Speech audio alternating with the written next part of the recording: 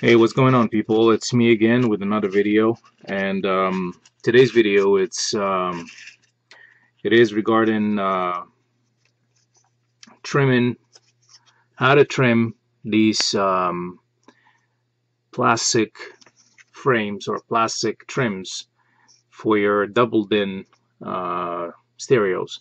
And this video is a continuation from where we left on our previous videos, and I got this for my double din that I bought from China about some 2 months ago. Problem is, when I got this, this was supposed to fit. I don't know if you've seen on my other videos, you know what I'm talking about. The stereo the head unit that I got would not fit into this frame. So my only option is to cut a little bit of plastic to make it fit. Okay, so today's video is about that, and I got some requests to do a video about it. So hopefully today I was able to get this project started. Anyway, so basically what you do is, once you get this thing, you're gonna have to mask whatever you don't want to cut, and whatever you need to cut, you're gonna have to line it up, mark it somehow. Okay, and I'm using just any paint tape just to mark the surface and to give me a clear line of my cut. And yeah, so we're gonna be taking down this plastic here, this piece of plastic from this side, and the piece of plastic from this side here.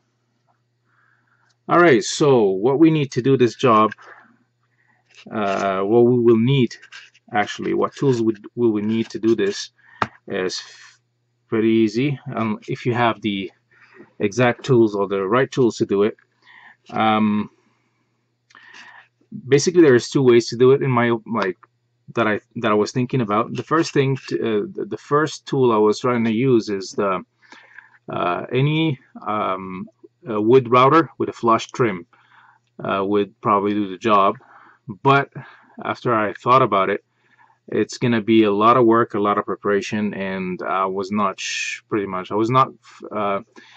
I didn't have a flat surface. It would involve a lot of stuff. So I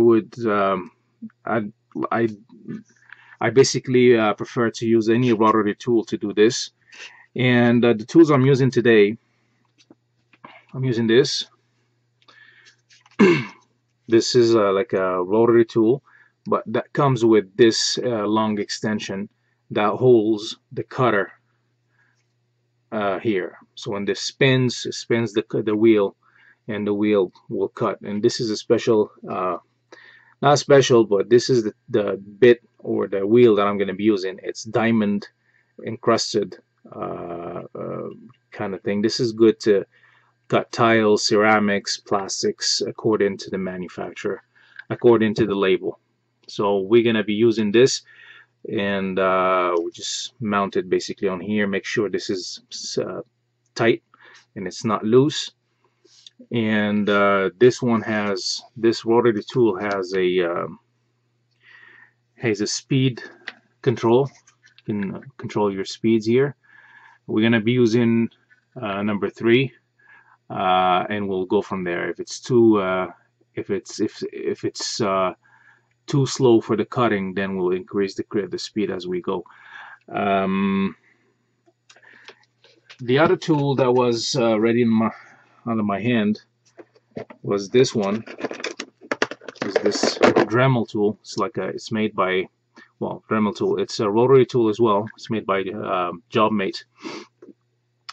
And I'm not gonna be using this today. The only reason why I'm not going to be using it is because this one, when I tried my wheel on it, there is a lot of vibration. It vibrates a lot, even though when you hold it with 2 hands, it vibrates a lot, and it doesn't give me a lot of clearance to do what I need to do. So I'm not going to be using this. You can use it. You can try it if you're on the same project. I rather use the other one because I have way less vibration uh, using the other tool, and the other tool has the speed is the RPM is way higher than this one. So I'm not going to be using this one. Sit on the side. I like better this tool. It's more powerful, and this extension is handy. It's very handy, and I will show you my way of doing it. Okay, it's a pencil like. It's you can access very tight spots, and you won't basically screw up what you're doing. So we're gonna need this, as I said, and we're gonna need safety glasses. When you're working on flying stuff, always have safety on you. Always have some safety on your eyes. You have only 2 eyes, you don't have 6. So if you have 2 eyes, you're gonna do whatever it takes to end up with 2 eyes. To keep your 2 eyes, you don't wanna end up blind because because of something flying in your eye and you can't. It was just always have some safety on your eyes when you work on stuff. All right, so I'm gonna move the camera down here. I'm gonna show you my setup here. So this is the plastic thing that I'm gonna be cutting today. Piece of styrofoam, any piece of styrofoam. The only reason why I'm using styrofoam because it sticks properly on this table. It's like a not plastic, but it's one of those stuff that you put in your kitchen. It would prevent gliding and sliding of any material you put on. This is used basically by most of the time it's used by carpenters, people who use like a router to cut stuff. I'm gonna be using this. The only reason why I'm using styrofoam is it's lightweight, it doesn't slide, and it gives me that extra height that I need to have my tool level. When I put my hand on, it gives me that extra space that I need to get a nice cut. The other reason I'm using it is because this plastic trim has these 2 little, I don't know if you can see them here. There's 2 little plastic tabs here. So if I set this up here alone, then this thing is going to be doing this all during the cut, and you don't want that. You want a sturdy, flat surface to work on, so your whatever you're working on won't work. So what I'm going to be doing today is, once you get your tool ready, plug it into electricity and everything, and you're good to go. What I like to do is to use my both hands to secure whatever I'm working with. I'm going to be cutting this. What I want to do is like use my both hands to secure it from moving, and fists on the material I'm working on, and I'm going to be using my 2 fingers to guide my my blade onto the plastic, so I'll get a nice and clean finish and a nice and a clean cut. So I don't want to be doing this. That's why I'm using this, because I have more control over it on the better than the other rotary tool that I shown you. So once the tool starts moving and you put your safety on your safety ready and everything, and you're just gonna get as close as possible to the line you marked with the tape, and you're gonna be going slowly and cutting. Take your time. This is a precision thing. It's not it's not a speed competition. It's gonna take a little while to get a nice. Our object here is our goal here is to get a nice and clean cut. And the plastic is not very deep anyway, so you don't need to force it down. Let the wheel do the job. You just guide it. Just like imagine you're some sort of robotic machine, and you just do the same thing. You let it run, and you eyeball your line on the other side, and you keep cutting, cutting, cutting, cutting all the way, and you're gonna do the same thing. Yeah, this is how we're gonna be doing this. All right, so I'm gonna plug this into electricity, and we're gonna get going with this project. Let me just give me 2 seconds. I'll plug this thing, and I'll be right back. All right.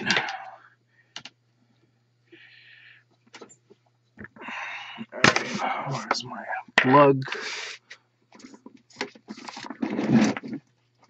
All right, right here.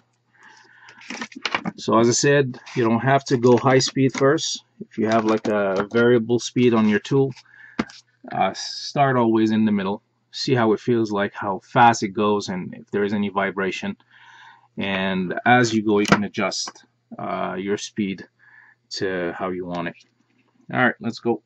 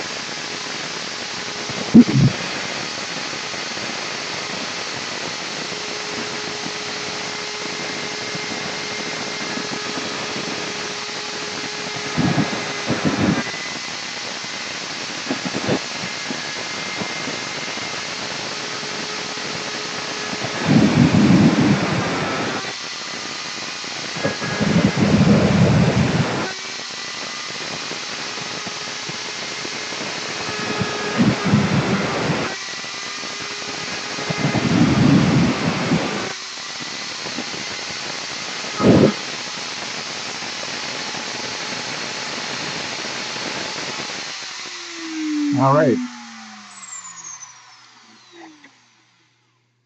Okay, so as I expected, the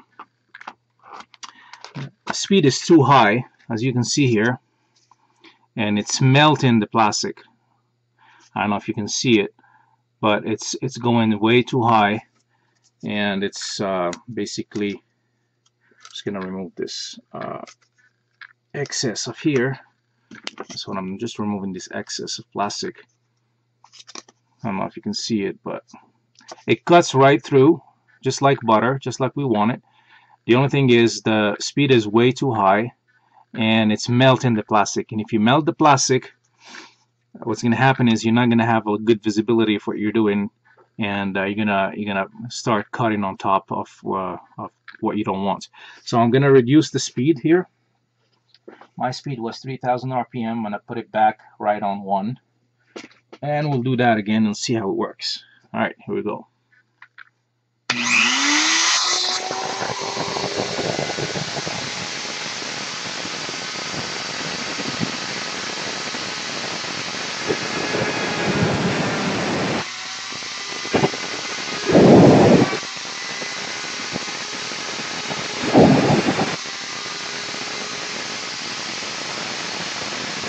Still burning the plastic, but it's still I can see what I'm doing, so it's very good.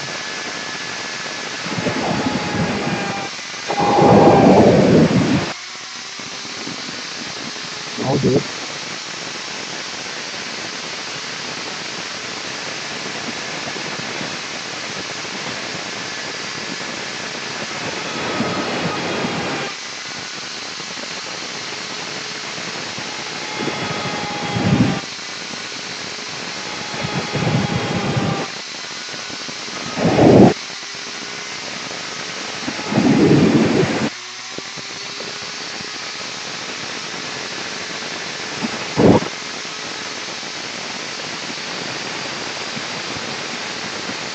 Now we're ready to do the next process.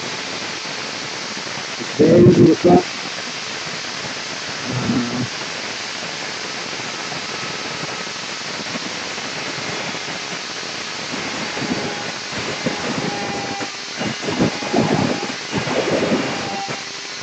Alright.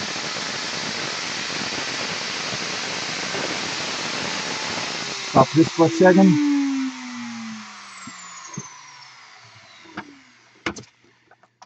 perfect. So this is what we were looking for. Not sure if you can see it here. It's cut exactly how I want it, right across the whole thing, and it's flush against what against my my trim. I'll show you a little bit closer. Exactly what I wanted. So basically, what I'm gonna keep doing is I'm gonna have to. Basically, what you have to do is just do this and flip it on the other side and cut what you need. Just take your time.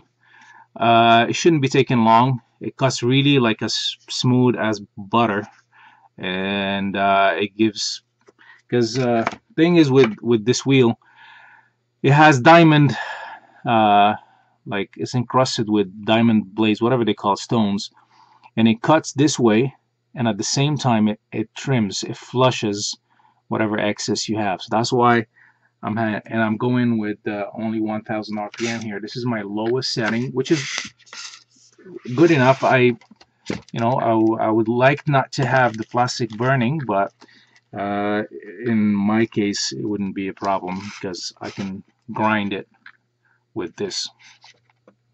And as you can see, this is number one. I'm not sure if the camera will allow me to show you this. There you go. I'm only using the lowest setting on my rotary tool. I'm not using like the high speed.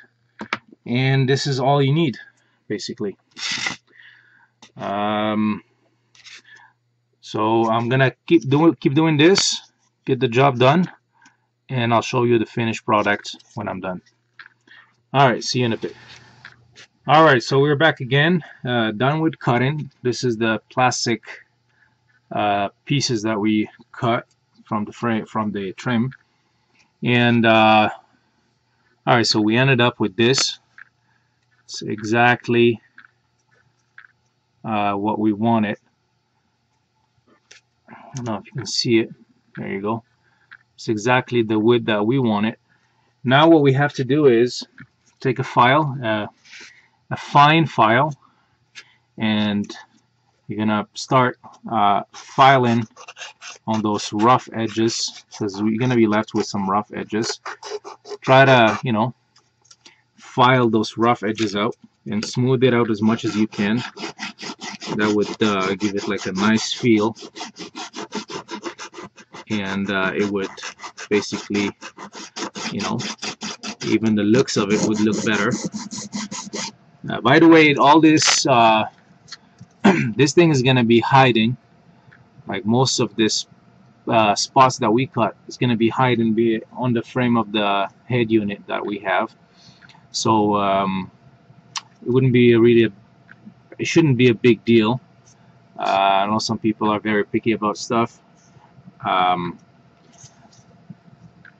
don't think they should worry about it, as long as this thing fits properly. Give it once you're done, remove the masking tape, get some WD-40 or whatever. I mean some one of those plastic shine things, and just clean around from marks and stuff. And this is how you fit one of those aftermarket head units, especially those coming from China, because they don't have the exact specs as those those American ones like JVC, Pioneer, Samsung, whatever model you have. They will probably not fit in here. So you're probably gonna end up cutting one of these to make your head, your Chinese head unit fit properly. Alright, so this completes the video. Hope you enjoyed it. Hope you learned how to do stuff. I mean, how to cut it, because there is not a lot. I was looking for myself just to see how people do them, but there's not a lot of videos on YouTube about this specific topic here. So I think there is 1 or 2 videos, that's it. So I hope this would help you customize your whatever projects you're working on. And subscribe, like it. If you don't like it, it's okay. Not a big deal. You can share it with your friends. Friends might like it. And that's it. Enjoy yourself and have a safe day.